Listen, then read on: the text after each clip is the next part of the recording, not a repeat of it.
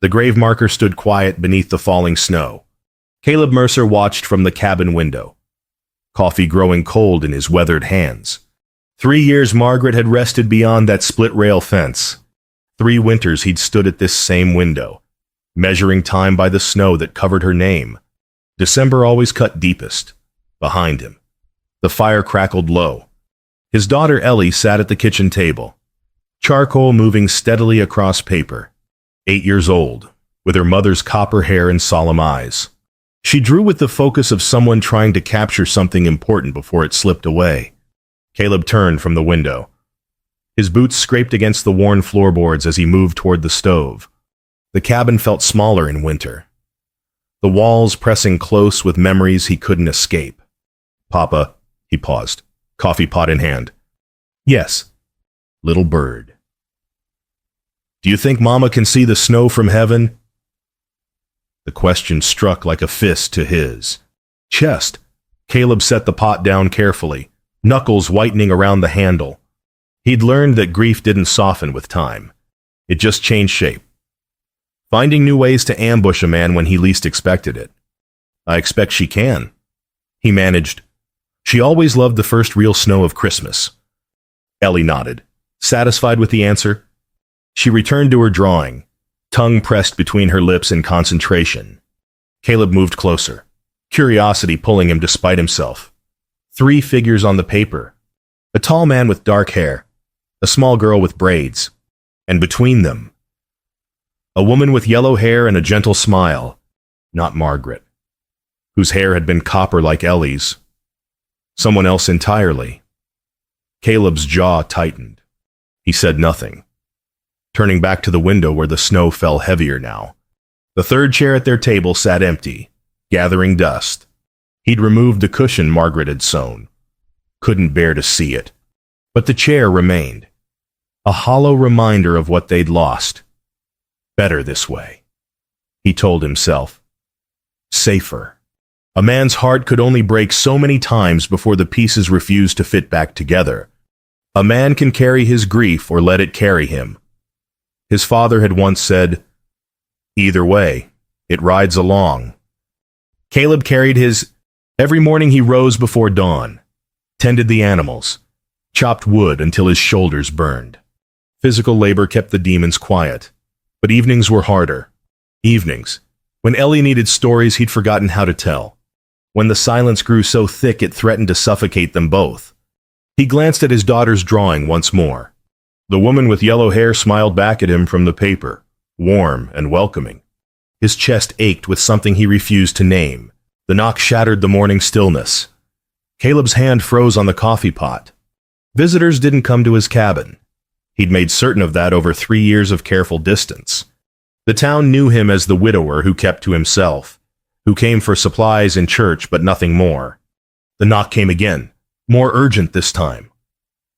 Caleb set the pot down and moved toward the door. Through the frost-edged glass, he could make out a figure hunched against the wind, small, female, alone. He opened the door to a face he recognized from Sunday services. Hannah Cole, the young widow who'd arrived in town 6 months past.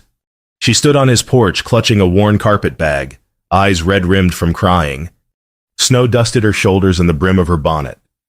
"Mr. Mercer." Her voice trembled.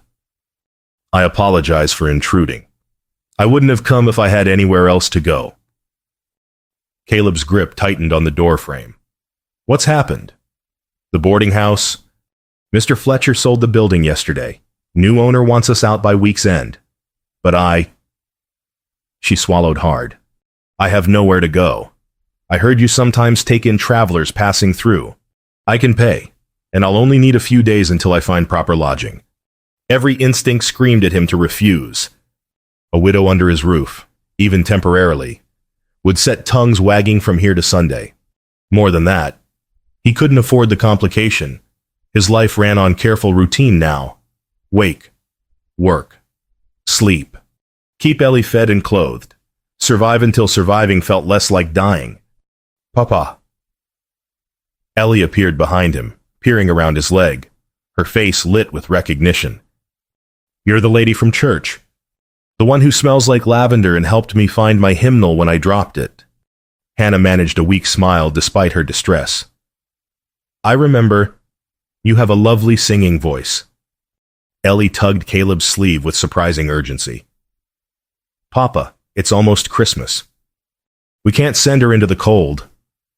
Her eyes, Margaret's eyes, held him captive. Even the stable had room for Mary. Caleb's jaw worked. The words of refusal died on his tongue. How could he preach charity to his daughter while practicing none himself? What kind of example did that set? The barn has a room, he heard himself say. The words felt dragged from somewhere deep. Small, but warm enough. You can stay there until you find proper lodging. Relief flooded Hannah's face. Thank you, Mr. Mercer. I promise I won't be any trouble. As she stepped inside, Caleb noticed the small wooden cross peeking from her carpet bag. Worn smooth from handling, clearly cherished. Another soul carrying grief, wearing it close to her heart. He should have turned her away. Instead, he'd let winter inside his walls. When trouble knocks, a wise man answers. When he doesn't, trouble kicks the door down anyway. His father's voice echoed in his memory. Hannah's whispered thank you carried weight beyond mere gratitude. Caleb nodded once, jaw tight, and stepped aside to let her pass. The snow outside fell heavier still. Through the window, Caleb watched his daughter run toward the barn. Ellie clutched an armful of quilts, her small boots leaving tracks in the fresh snow. Her laughter carried on the wind, bright and clear as church bells, a sound he'd nearly forgotten existed.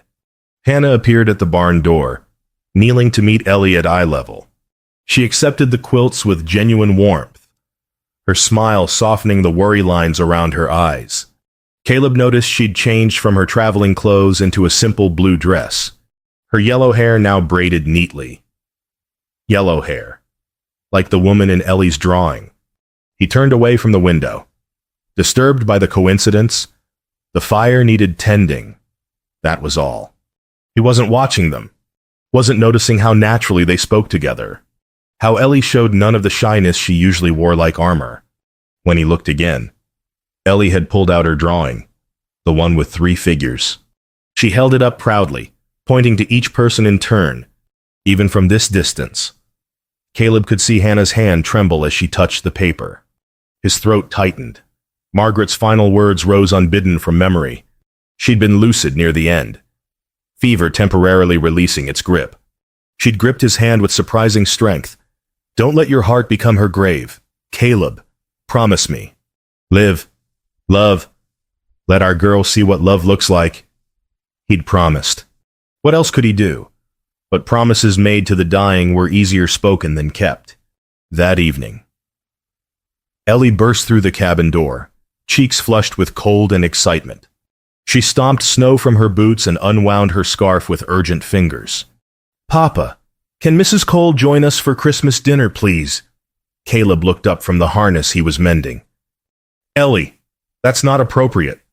Why not? Her brow furrowed. She's alone, too. Papa, like us. It's Christmas. Nobody should eat Christmas dinner alone. We're not alone. We have each other. Her silence cut deeper than any argument could. Ellie simply looked at him, those solemn eyes seeing straight through his careful walls. She didn't need words. Her expression said everything. They weren't living, they were surviving. And surviving wasn't enough. Caleb set the harness down. His hands felt suddenly clumsy, uncertain. I suppose one dinner wouldn't hurt. Ellie's smile broke across her face like sunrise after storm. She launched herself at him, thin arms wrapping around his neck. Thank you, Papa. Thank you. He held her close, breathing in the scent of snow and soap and childhood. His daughter, his reason for breathing. A fence keeps cattle in and strangers out, Margaret used to say. But sometimes it just keeps a man from living. Caleb had built his fences high and strong. But somehow, in the space of one morning, a widow's tears and a child's faith had found the gaps. He'd agreed to the dinner, knowing he'd crossed a threshold he couldn't uncross. Told himself it was charity, nothing more, Christian duty to the stranger in need. But as Ellie's smile brightened the cabin for the first time in years, he recognized the lie for what it was. He'd opened a door he'd sworn to keep bolted. God help him. Dawn found Caleb chopping wood, axe falling in steady rhythm. The physical labor helped. Always had. His shoulders burned with each swing, muscles working through the tension that coiled in his chest. 3 days Hannah had been in their barn. 3 days of careful distance and polite nods.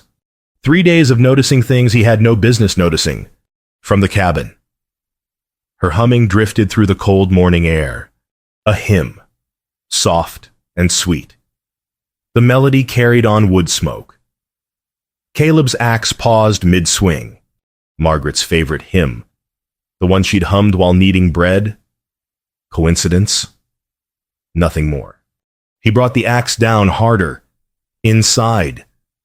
Changes had crept into his carefully ordered world. The cabin stood tidier, though he hadn't asked for help. Ellie's torn stockings appeared mended by the hearth. Fresh bread rose in the warming oven, its yeast smell filling the rooms. Yesterday, he'd found Hannah teaching Ellie to read. They'd sat at the kitchen table, heads bent together over a primer. Hannah's patient voice guiding Ellie through the difficult words. His daughter's face had shone with concentration and pride. "Your daughter has a quick mind, Mr. Mercer," Hannah had said when she noticed him watching. "She'll read anything you put before her soon enough." Her mother taught her. The words came out rougher than intended. "I just kept the books dusted."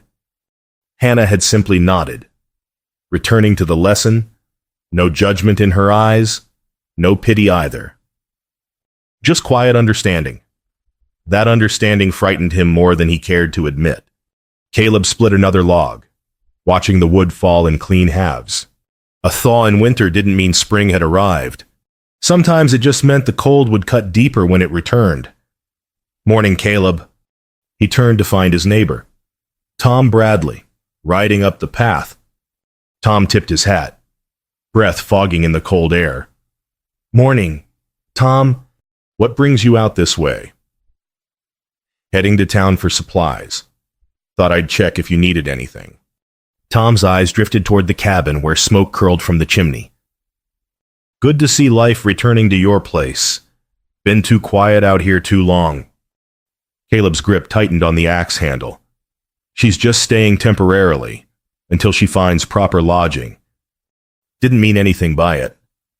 Tom's expression softened. "Just nice to hear your girl laughing again."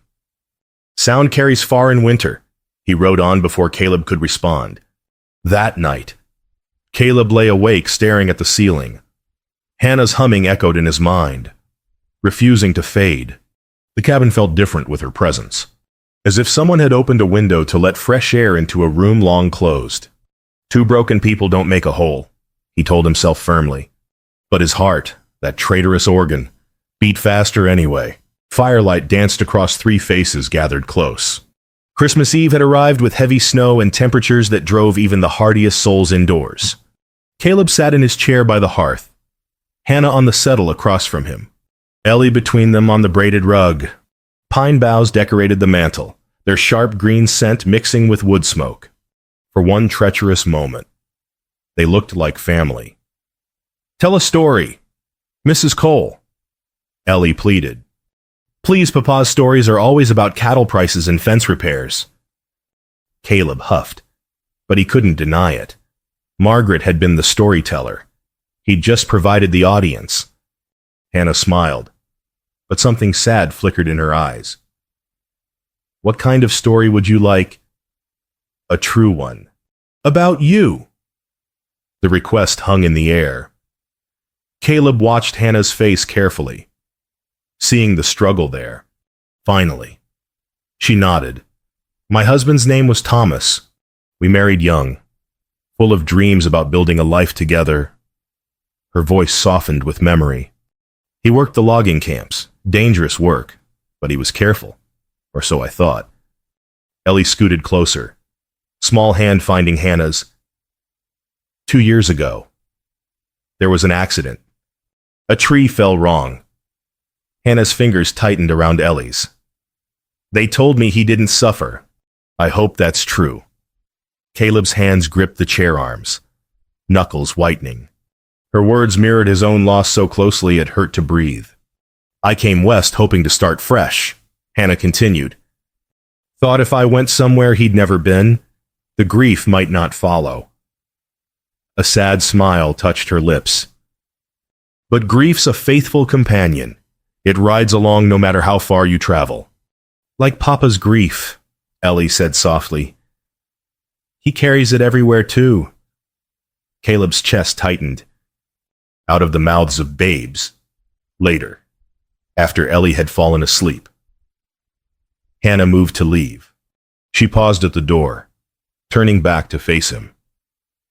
Thank you, Mr. Mercer, for your hospitality, for letting me share Christmas Eve with your family. Just giving you a place to stay, nothing more. The words sounded hollow even to his own ears. No. Her voice was quiet but firm. It's more than that. You've given me hope that kindness still exists, that not everyone turns away from a widow's troubles. Their eyes met across the lamplight. Something crackled between them, dangerous as lightning before a storm. Good night, Mrs. Cole. Good night, Mr. Mercer. She left, and the cabin felt suddenly colder. Caleb stared at Margaret's wedding ring on his finger, gold catching firelight. Promises made years ago. He'd sworn to love her forever. But forever was a long time when you were living it alone. Grief's a river, he thought. A man can drown in it alone, or find someone to help him cross. Sleep didn't come that night, neither did peace. Christmas morning brought terror instead of joy. Caleb woke to Ellie's whimper, finding his daughter's forehead burning beneath his palm. Fever. The word struck like a bullet to his chest, stealing his breath. Fever had taken Margaret. He remembered those final days with terrible clarity. His hands trembled as he lifted Ellie from her bed. She felt so small, so fragile in his arms. Her eyes fluttered open, confused and glassy with heat. Papa, I don't feel good. I know, little bird, I know. Panic clawed at his throat. He needed to do something, but his mind had gone blank. All he could see was Margaret's face, pale against the pillow, fever burning through her like wildfire. The cabin door opened, bringing cold air and Hannah's voice. I brought fresh eggs for breakfast.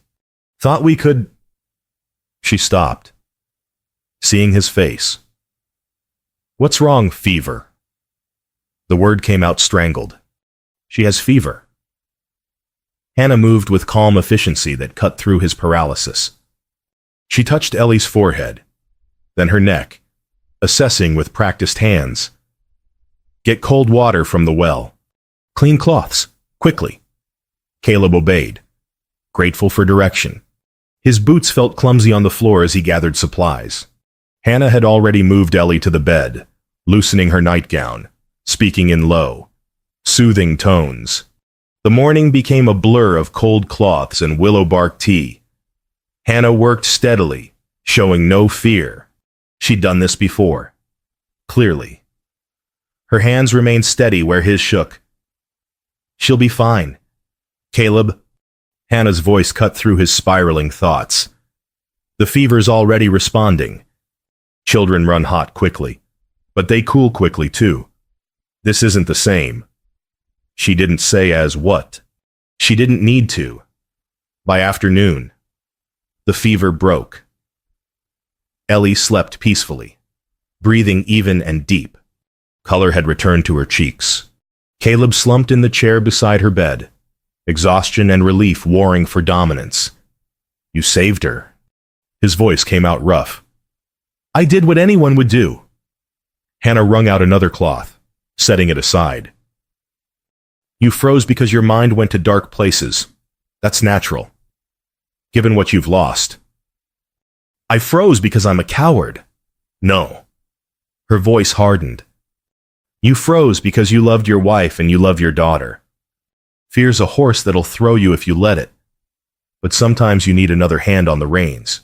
There's no shame in that. He wanted to argue but couldn't find the words that evening. Exhaustion pulled Ellie into deep sleep. Caleb sat by her bed, unable to leave. Through the cracked door, he heard Hannah in the kitchen, cleaning the cups and cloths. Then Ellie stirred, eyes opening just slightly. Mrs. Cole? Her voice was small, drowsy. Hannah appeared at the doorway. I'm here, sweetheart. Will you stay, not just tonight, forever? Caleb held his breath. Hannah knelt beside the bed, stroking Ellie's hair. Oh, sweetheart, I wish. But that's not for me to decide. I wish you could be my mama, Ellie whispered. You're kind like she was. Papa needs someone kind. Hannah's voice caught. Your papa loves you very much. That's enough. But he's sad all the time, even when he smiles.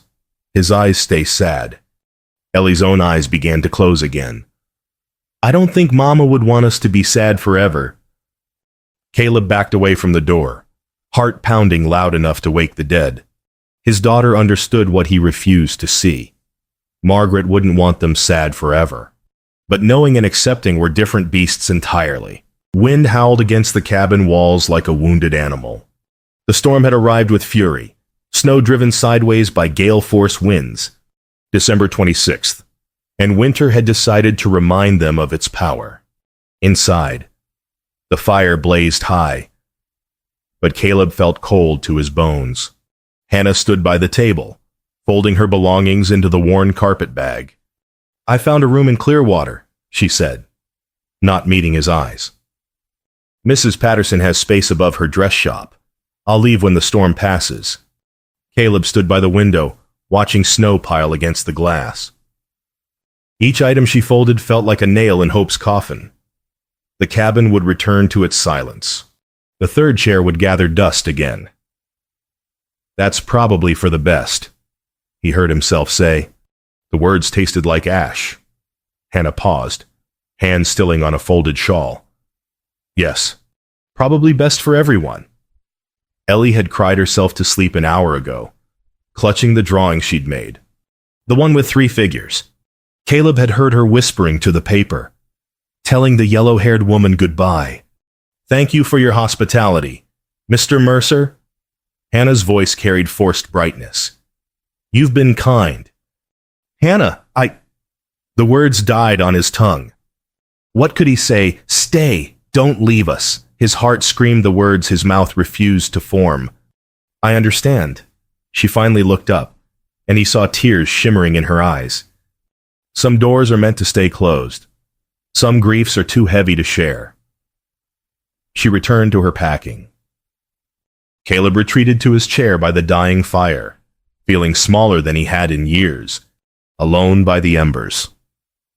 He pulled Margaret's wedding ring from his finger for the first time in 3 years. The gold caught the firelight, warm and gleaming. He remembered the day he'd placed it there. Margaret's smile brighter than any summer sun. They'd been so young, so certain that love conquered all. Love hadn't conquered fever. But Margaret's final words echoed in the crackling flames. Live, love. Let our girl see what love looks like. He'd promised, and he'd broken that promise for 3 long years. A man's heart can be his shelter or his prison. He held the only key. Caleb kissed the ring gently, pressing it against his lips.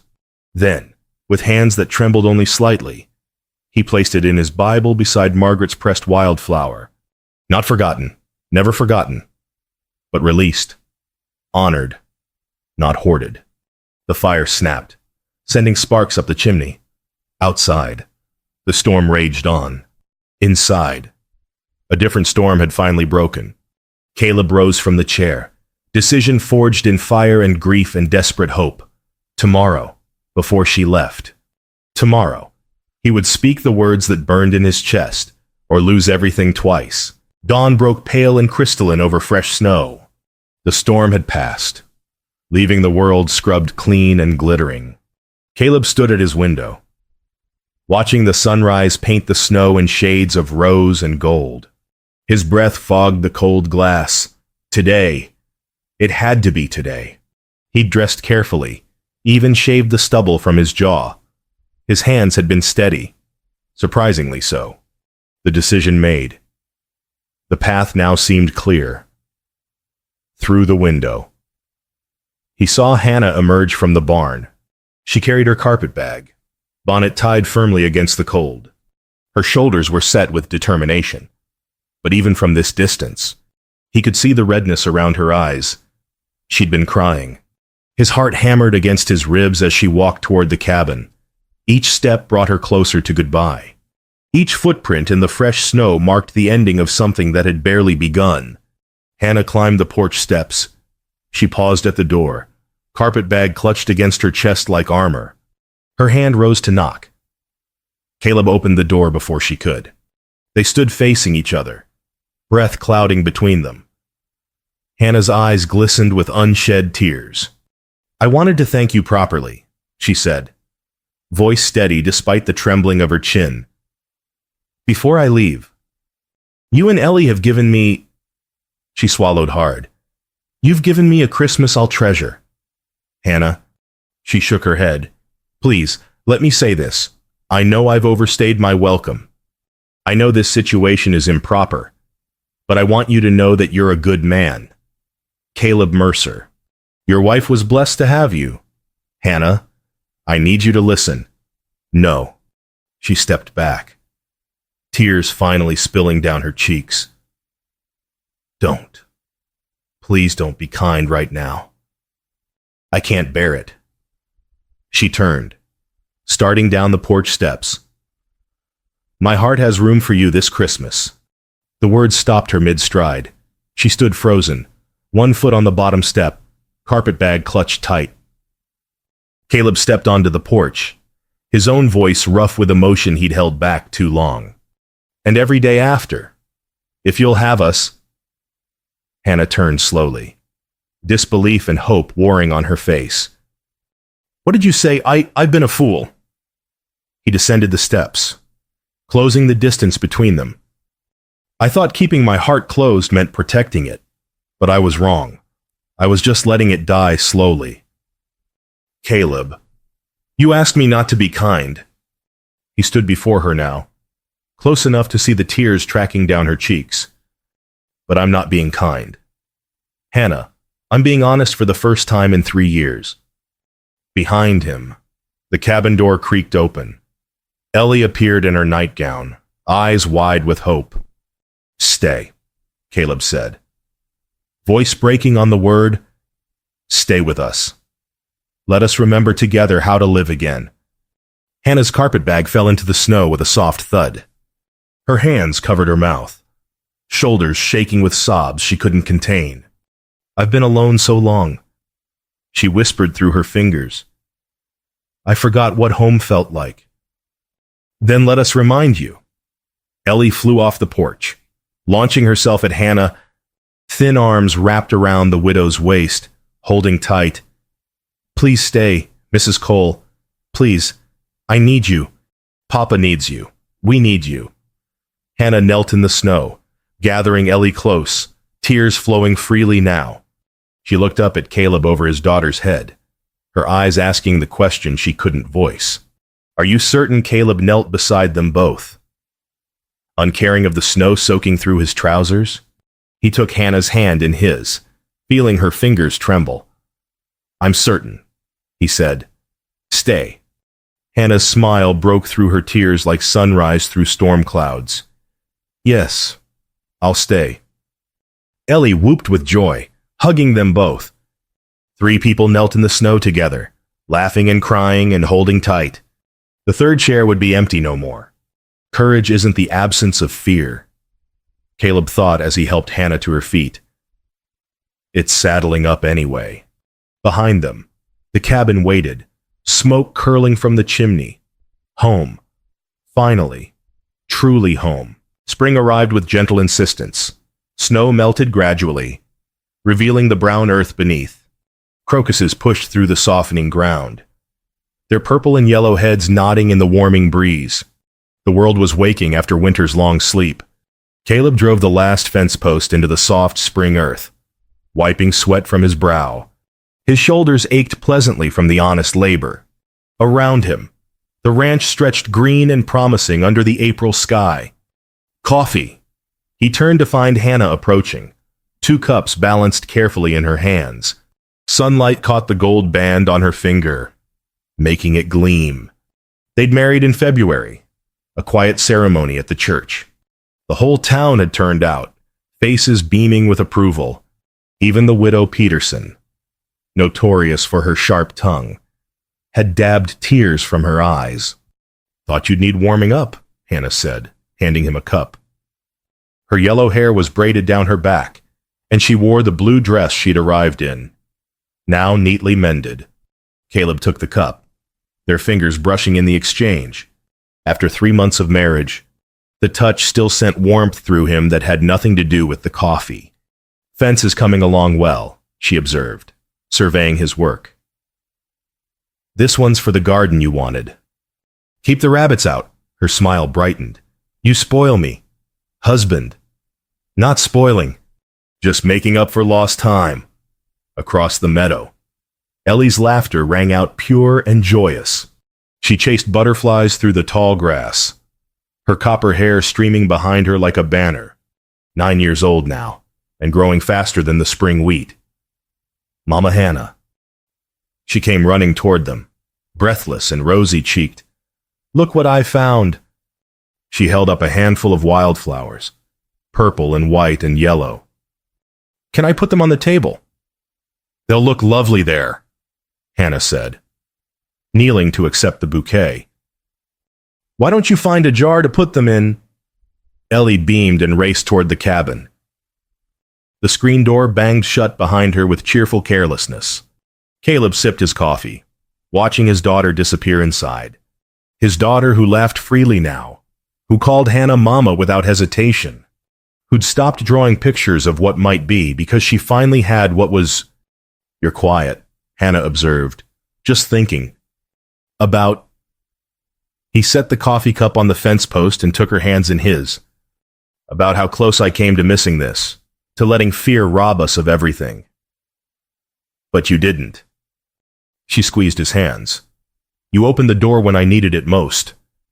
Margaret would be glad," he said softly, "seeing us like this. She loved you both. She'd want you to live, not just survive. Took me 3 years to understand the difference. Lessons take time." Hannah leaned against him, her head finding its natural resting place against his shoulder. "The important thing is you learned." They stood together, watching the sun track across the sky. The ranch spread before them, fences mended and fields plowed, ready for planting. A house was built with boards and nails. Caleb thought, a home's built with love and sacrifice. He'd lost one to gain the other. That evening, the 3 of them gathered on the porch. The sun painted the sky in brilliant oranges and pinks as it sank toward the horizon. Ellie sat between them on the bench, content as a cat in sunshine. Inside, above the hearth, hung her drawing now framed in hand-carved wood, the 3 figures, complete and whole. Below it, in her careful script, "Family." "Tell me a story, Papa," Ellie murmured, sleepy from the long spring day. Caleb smiled. A real smile, the kind that reached his eyes and warmed them from within. Strange how smiling felt natural again after so long. "Once upon a time," he began, "there was a man who forgot how to live. He thought keeping his heart closed kept it safe. But really, he was just letting it grow cold." Hannah's hand found his, squeezing gently. "Then one Christmas morning," Caleb continued, "an angel knocked on his door. She was cold and alone and had nowhere to go. And even though the man was afraid, he let her in." Ellie snuggled closer, eyes drifting shut. The angel didn't have wings or a halo. She had yellow hair and kind eyes and a heart full of love she thought no one wanted. But the man's daughter saw the truth. She saw that sometimes angels come in ordinary forms, asking for shelter from the storm. What happened? Ellie mumbled. The man was foolish at first. He tried to keep his heart closed. But the angel's kindness melted his walls like spring sun melts winter snow. And finally, when she was about to leave, the man found his courage. What did he say? He said, "My heart has room for you this Christmas. And every day after, if you'll have us." Ellie sighed contentedly. "That's the best story, Papa. It's still being written, little bird. Best stories always are." Hannah leaned her head against his shoulder. Stars emerged one by one as darkness fell softly, gentle as a blessing. Inside the cabin, lamplight glowed warm and welcoming. Beyond the fence, Margaret's grave rested peaceful under spring's first wildflowers. Not forgotten, never forgotten, but honored. Released. Her memory remained, woven into the fabric of their lives. But no longer a weight that bent them double. Love had found its way home. And home, as it turned out, had room enough for three. The story continued, but the ending was already written in the stars, and the laughter and the quiet contentment of three hearts. Beating together, every storm ends with sunrise, every broken heart can rebuild. Every frontier becomes home when you have someone to share it with. And love, no matter how late, always finds its way, always.